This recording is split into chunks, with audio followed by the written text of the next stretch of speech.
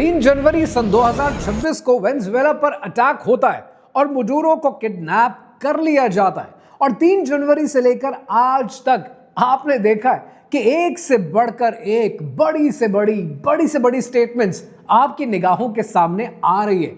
We're going to have our very large United States oil companies, the biggest anywhere in the world, go in, spend billions of dollars, fix the badly broken infrastructure, the oil infrastructure, and start making money for the country. And we are ready to stage a second and much larger attack if we need to do so. Oil, Venezuelan oil. We would have taken it over. We have the greatest oil companies in the world. They took all of our oil. Donald Trump ने कहा हम Greenland लेकर रहेंगे, चाहे उसके लिए हमें software use करना पड़े या हार्डवेयर यूज करना पड़े। We are going to do something on Greenland, whether they like it or not, because if we don't do it, Russia or China will take over Greenland, and we're not going to have Russia or China as a neighbor. I would like to make a deal, the easy way, but if we don't do it the easy way, we're going to do it the hard way. Netanyahu ने कहा कि Iran, we are closely watching you, very closely, every move. ישראל עוקבת בדריכות על הנעשה באיראן. הפגנות למען החירות התפשטו ברחבי המדינה. העם בישראל, העולם כולו. Iran ने कहा कि America negotiation करना चाहता है, हम तैयार हैं, लेकिन अगर हम पर जंग मुसल्लत की, हम जंग के लिए भी तैयार हैं। और पुतिन ने कहा कि हम इस वेस्टर्न एग्रेशन को बड़ा क्लोजली देख रहे हैं और इस पर एक एप्रोप्रिएट रिस्पांस जल्द ही देंगे। और आपने ये देखा कि मीडिया हर तरफ यही बातें डिस्कस कर रहा है। Venezuela, Greenland, Iran, war threats, sanctions, military posturing, social media पे यही ट्रेंड कर रहा है, यूट्यूब पे यही ट्रेंड कर रहा है और हर एनालिस्ट इसी के बारे में बात कर रहा है। लेकिन आपने ये देखा कि इस सारी कहानी में एक है जो बिल्कुल चुप है। और जैसे कि मैं बात कर रहा हूं चाइना की तरफ से। आपने ये देखा कि चाइना ने सिर्फ बात की है, कोई बड़ी बात नहीं की, अप्रोप्रिएट रिस्पांस दिया है, लेकिन कोई जंग शुरू नहीं की, ताइवान पर हमला नहीं किया। आखिर क्यों? लेकिन इस सब को समझने के लिए आपको एक इंपॉर्टेंट एलिमेंट समझना है। 3 जनवरी 2026 को मडूरो को जब किडनैप किया जाता है, उसके ठीक 24 घंटे के बाद 4 जनवरी को वेनेजुएला के अटैक के ठीक एक दिन के बाद एक औरत ने एक छोटे से कॉन्फ्रेंस हॉल में चंद इकोनॉमिक्स के प्रोफेसर्स के सामने एक स्टेटमेंट दिया। और अगर आपको ये स्टेटमेंट समझ में आ गया तो आपको ये समझ में आ जाएगा कि ट्रंप, नेतन्याहू, पुतिन, खामनाई, इन सब की बातों का मतलब क्या है और आने वाले दिनों में क्या होने वाला है। उस औरत ने कहा, the preconditions for fiscal dominance are clearly strengthening. I repeat, the preconditions for fiscal dominance are clearly strengthening. किसी न्यूज चैनल ने इसे कवर नहीं किया, किसी बड़े अखबार की हेडलाइन नहीं बनी, किसी एनालिस्ट ने इसे मेंशन ही नहीं किया। क्यों? क्योंकि शायद ये बात उनको समझ में नहीं आई या शायद वो समझना नहीं चाहते थे। आज से 1815 साल पहले रोमन एम्पायर अपने उरूज पर थी, तब रोम ने एक कॉइन बनाया और इस कॉइन का नाम रखा डेनारियस। इस कॉइन में 94% प्योर सिल्वर इस्तेमाल किया गया, 4.2 grams, and that was a perfect coin. और ये कॉइन इतना पावरफुल था कि ये बन गया दुनिया की करेंसी, दुनिया का पैसा, दुनिया की रिजर्व करेंसी। स्पेन से लेकर सीरिया तक, ब्रिटेन से लेकर इजिप्ट तक हर तरफ ये कॉइन चलने लगा और रोम बन गया दुनिया का सबसे अमीर तरीन, सबसे ताकतवर एम्पायर। लेकिन फिर रोम में आने वाले हर एम्परर ने थोड़ा सा सिल्वर कम करना शुरू कर दिया। ये थोड़ा सिल्वर कॉपर के साथ मिक्स होने लगा और 94% आ गया 80 पे, 80 आ गया 70 पे, 70 आ गया 50 पे, 50 आ गया 20 पे, यहां तक कि सन 265 एडी में ये सिल्वर सिर्फ 0.05% रह गया और बाकी सब का सब धोखा। और इस तरह 200 साल के बाद रोमन एम्पायर अपने इख्तिताम को पहुंची और अब American dollar the United states US dollar 1913 से लेकर 2026 तक ये अपनी वैल्यू 98% खो चुका है। पैटर्न एग्जैक्टली सेम है। रोम को यहां तक पहुंचने के लिए 500 साल लगे, लेकिन अमेरिका सिर्फ 113 साल में यहां आकर खड़ा हो चुका है। और जब किसी मुल्क की करेंसी मरती है, डेड होने लगती है, तो एम्पायर डेस्परेट डिसीजंस लेती है। ये वेनेजुएला के अटैक को और आगे आने वाले इवेंट्स को समझने का एक नया पर्सपेक्टिव है जो आपको समझना चाहिए। कहानी क्या है, आइए समझते हैं।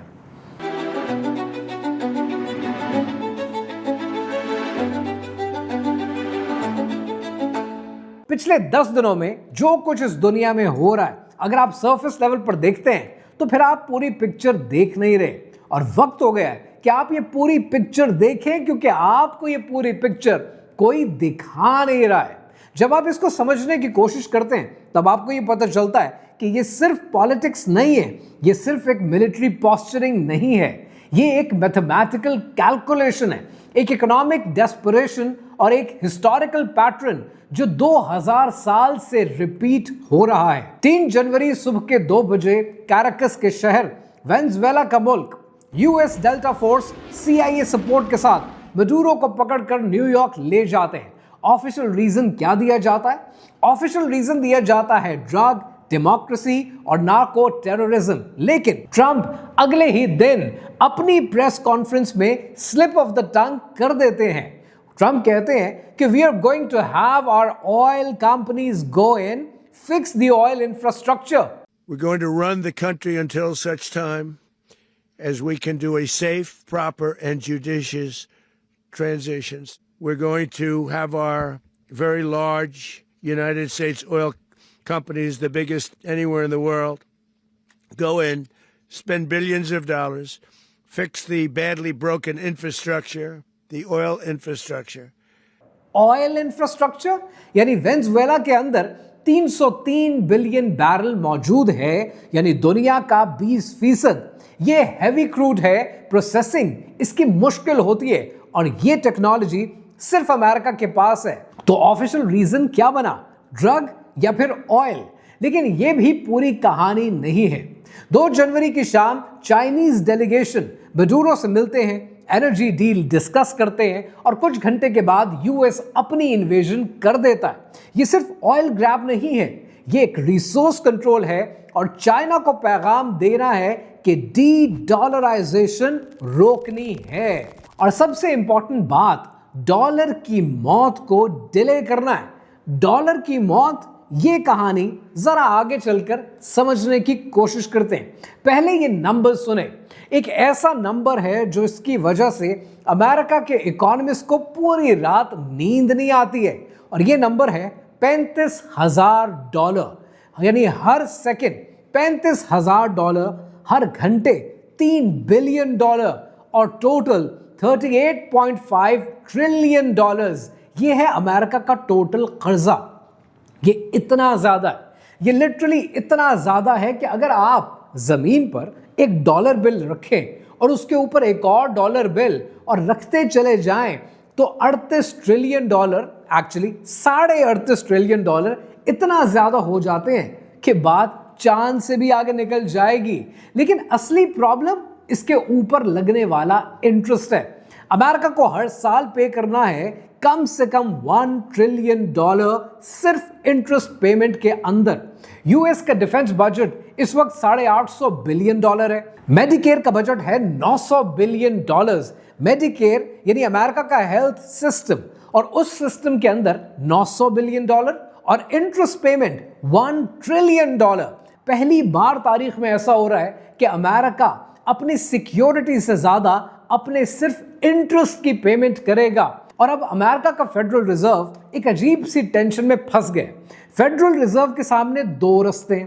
पहला रास्ता यह है कि वो इंटरेस्ट रेट बढ़ाएं। अगर वो इंटरेस्ट रेट बढ़ाते हैं तो हुकूमत को ज्यादा पैसे अपने इंटरेस्ट में पे करने पड़ेंगे, गवर्नमेंट बैंकरप्ट हो जाएगी। और अगर इंटरेस्ट रेट कम करते हैं तो मुल्क में इन्फ्लेशन का एक्सप्लोजन हो सकता है, और अगर इन्फ्लेशन कंट्रोल्ड ना हुई तो लोग सड़कों पर आ सकते हैं, दंगे फसाद हो सकते हैं, दोनों तरफ मौत है। और इसे इकोनॉमिक्स में फिस्कल डोमिनेंस कहते हैं। जब कर्जा इतना बढ़ जाए कि सेंट्रल बैंक अपना काम भी सही तरीके से पूरा ना कर सके, यानी गाड़ी की ब्रेक्स फेल हो गई हैं और गाड़ी जा रही है 300 किलोमीटर पर आवर की स्पीड से हाईवे पे, तो फिर क्या होगा? क्रैश इनएविटेबल हो जाएगा। 4 जनवरी सन 2026 को फिलाडेल्फिया में अमेरिकन इकोनॉमिक एसोसिएशन की पैनल डिस्कशन हुई। पैनल डिस्कशन का टॉपिक क्या है? पैनल डिस्कशन का टॉपिक है फ्यूचर ऑफ द फेड, यानी फेडरल रिजर्व के फ्यूचर पे बात हो रही है। और बोलने वाला कौन है? बोलने वाली है Janet Yellen, farmer federal reserve की चेयर और farmer treasury secretary. Venezuela red के ठीक 24 घंटे के बाद इस कॉन्फ्रेंस के अंदर वो कहती हैं the precondition for fiscal dominance are clearly strengthening. Fiscal dominance वो टर्म है जो आमतौर पे थर्ड वर्ल्ड कंट्रीज के लिए इस्तेमाल की जाती है, Argentina, Zimbabwe, maybe Venezuela for that reason. और येलेन ये अमेरिका के बारे में कह रही है, पब्लिकली एक्नॉलेज कर रही है। आपको याद होगा शब्बर जैदी जो कि FBI के चेयरमैन होते थे, उन्होंने खड़े होकर कह दिया था कि पाकिस्तान बैंकक्रप्ट होने वाला है या हो चुका है, और कितना ह्यू एंड क्राई रेज हुआ। ये आज अमेरिका में खड़े होकर कह रही है ऑलमोस्ट कि अमेरिका बैंकक्रप्ट हो चुका है। अमेरिका की कर्जे की ट्रेजेक्ट्री को अगर देखेंगे तो इनकी डेट ट्रेजेक्ट्री ये कहती है कि इनका कर्जा 150% ऑफ द GDP तक जाएगा। और ये इतनी कंसर्निंग बात है, ये इतनी कंसर्निंग है कि अगर US डॉलर जो कि फ्रेजाइल पोजीशन पे खड़ा है, अगर ये गिरता है तो अमेरिका का डाउनफॉल पक्का है। लेकिन कोई मीडिया चैनल इसे कवर नहीं करता है। CNN बात कर रहा है ग्रीनलैंड की, फॉक्स न्यूज ईरान की बात कर रहा है, BBC रशिया पे फोकस्ड है, और येलेन की स्टेटमेंट को बैरेड कर दिया गया, दबा दिया गया। लेकिन कुछ लोग हमेशा होते हैं, कुछ लोग होते हैं जो बात को मौका आने से पहले समझ जाते हैं, हालात को भांप लेते हैं। और ये ज्यादातर लोग वो होते हैं जो हमेशा पावर सर्कल के इर्द गिर्द घूमते हैं, जिनके पास इंफॉर्मेशन आपके और मुझसे पहले पहुंचती है। और ये होते हैं ज्यादातर मिलियनेयर्स और ट्रिलियनेयर्स एंड बिलियनेयर्स। और दुनिया के मिलियनेयर्स और बिलियनेयर्स अब कुछ और कर रहे हैं। इस वक्त अमेरिका के मिलियनेयर्स, अमेरिका के बिलियनेयर्स क्या कर रहे हैं, ये समझते हैं। अब जरा 2025 का डेटा देखते हैं। 2025 में तो रिकॉर्ड ही टूट गया। वेस्ट के 1,42,000 मिलियनेयर्स रीलोकेट कर रहे हैं और कहते हैं कि इस साल जो ये लोग रीलोकेट करेंगे उनकी तादाद पता है कितनी होगी? इन मिलियनेयर्स और बिलियनेयर्स की तादाद होगी 1,65,000।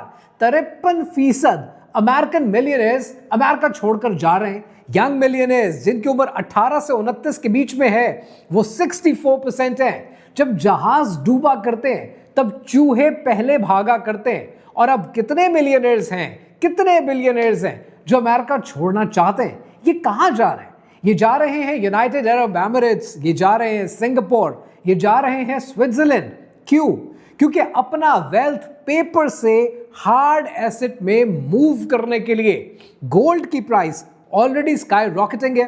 Bitcoin other than couple of dips already 1 lakh से ऊपर रहता है।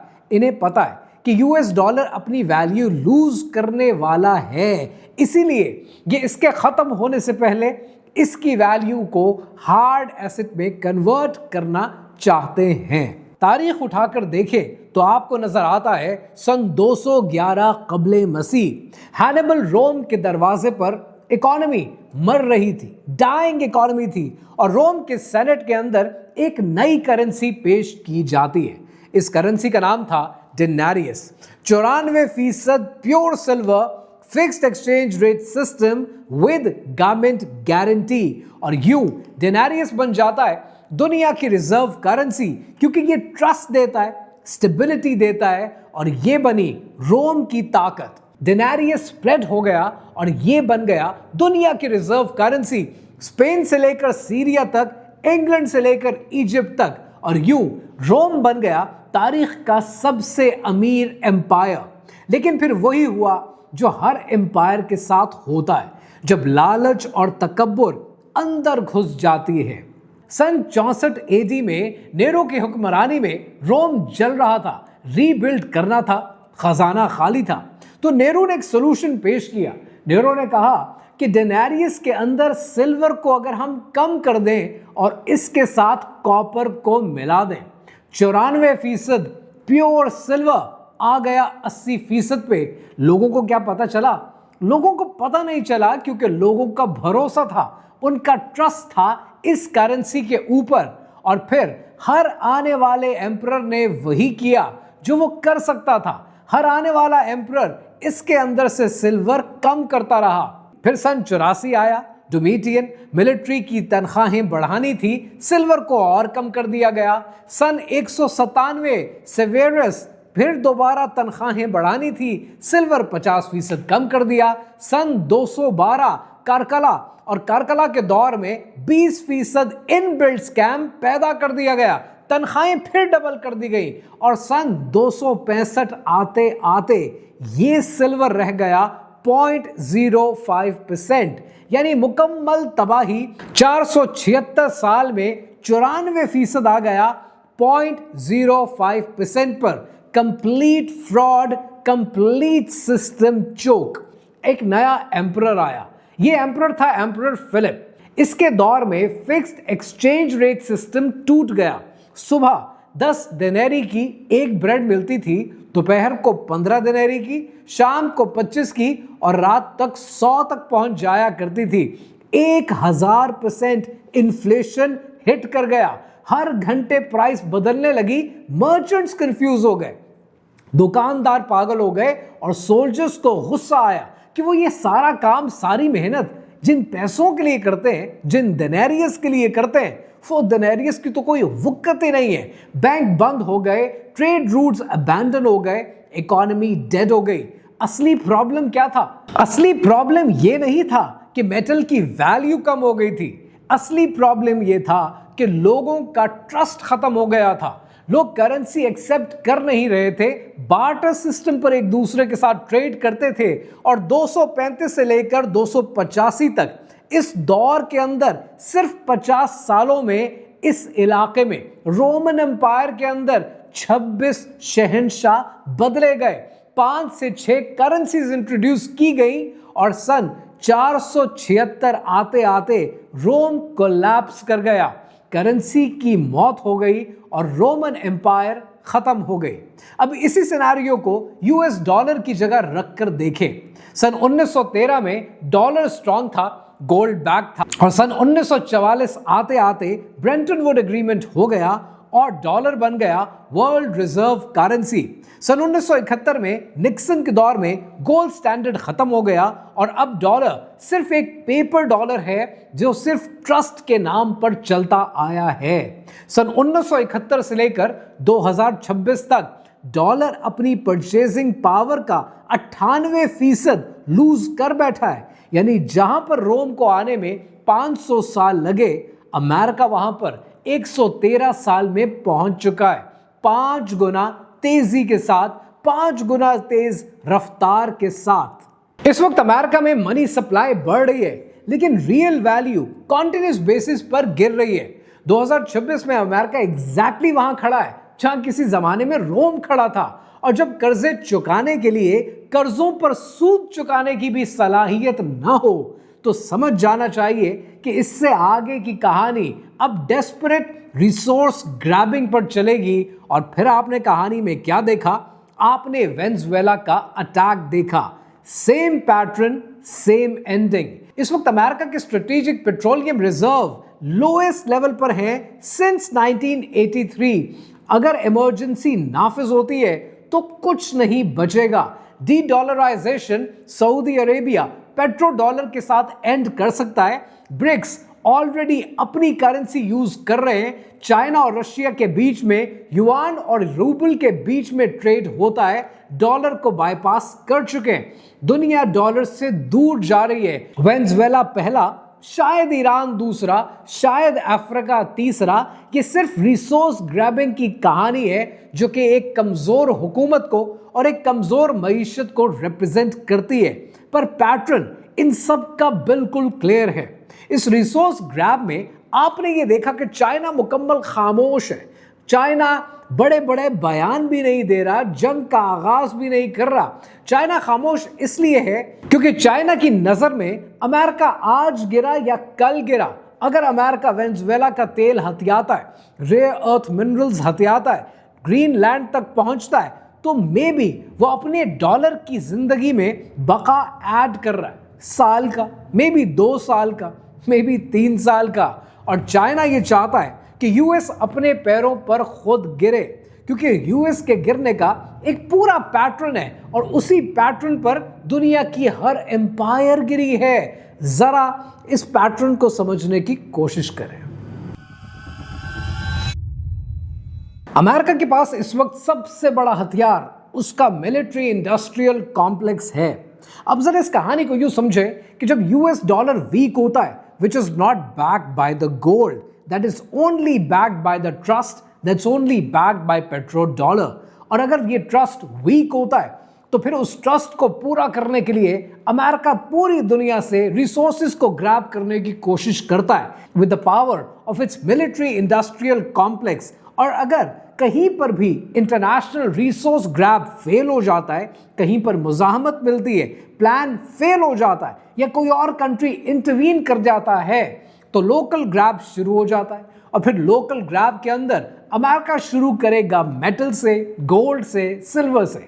और जब लोकल माइनिंग को रोकेगा और कहेगा कि हमें अभी इंडस्ट्री की नहीं, हमें हुकूमत का पेट पालने के लिए इस मेटल की जरूरत है, जब ये बात आवाम तक जाती है तब आवाम पैनिक कर जाती है। आवाम बैंकों की तरफ भागती है अपना पैसा निकालने के लिए, ताकि इस पैसे से वो मेटल खरीद सकें, गोल्ड खरीद सकें, सिल्वर खरीद सकें। और ऐसे मौके पर इन्फ्लेशन हिट करती है। एक आम डबल रोटी, एक रोटी का टुकड़ा, ये महंगा हो जाता है और हजारों गुना की इन्फ्लेशन आवाम को फेस करनी पड़ती है। ऐसे मौके पर फेडरल रिजर्व या सेंट्रल बैंक्स जो बैंकों को प्रोटेक्ट करते हैं, वो विड्रॉल के ऊपर लिमिट लगा देते हैं या फिर कहते हैं कि बैंक बंद हो गया है। आज अगर बैंक के अंदर ज्यादा लोग पैसा लेने आ जाएं बनिस्बत उसके जो डिपॉजिट कर रहे हैं, तो बैंक आज भी बंद हो सकता है। सो एज अ रिजल्ट जब लोगों को उनका पैसा नहीं मिलता तो वो वायलेंट हो जाते हैं। जब वायलेंट होते हैं तब प्रोटेस्ट शुरू हो जाता है और पूरी इकोनॉमी अपने पैरों पर धड़ाम खुद ही गिर जाया करती है। ये है चाइना का प्लान। चाइना चाहता है कि अमेरिका को कोई ना छेड़े, ये अपनी मौत, इनकी इकोनॉमी और इनका यूएस डॉलर शायद अपनी मौत आप मरे। लेकिन अमेरिका का डाउनफॉल आज शायद एक दिन में नहीं होगा, अमेरिका का डाउनफॉल शायद 10 साल में नहीं होगा। It's a slow and gradual process. लेकिन इस वेनेजुएला के अटैक के बाद, इस रिसोर्स ग्रैब के बाद आपको ये तो क्लियर हो जाता है कि कहानी उसी डगर पर चल पड़ी है कि जिसका जेनेट येलेन ने जिक्र किया है कि अब ज्यादा प्री कंडीशंस नजर आ रही हैं। फिस्कल डोमिनेंस अमेरिका की इकोनॉमी पर बढ़ चुकी है and very soon you will see US dollar with every passing day losing its value. मुझे तो ये सारी कहानी सुनकर और सारा डेटा गो थ्रू करके पढ़कर वो मूवी याद आती है जो बचपन में कभी देखी थी, ब्रेंडन फ्रेजर की मूवी द ममी। उस ममी के अंदर जब वो शैतान निकल आता है कि जिसको गाढ़ा गया होता है और वो ममी बाहर आ जाती है, तो वो ममी अपने जिस्म पर गोश्त चढ़ाने के लिए लोगों का खून चूस लेती है, उनके जिस्म का पोर पोर खा जाती है। शायद आज एक सुपर पावर यही कहानी रिपीट करता हुआ नजर आता है। But what exactly will happen, the time will tell. शायर कहता है कि उलझा है पाँव यार का जुल्फे दराज में, उलझा है पाँव यार का जुल्फे दराज में, लो आप अपने दाम में सयाद आ गया।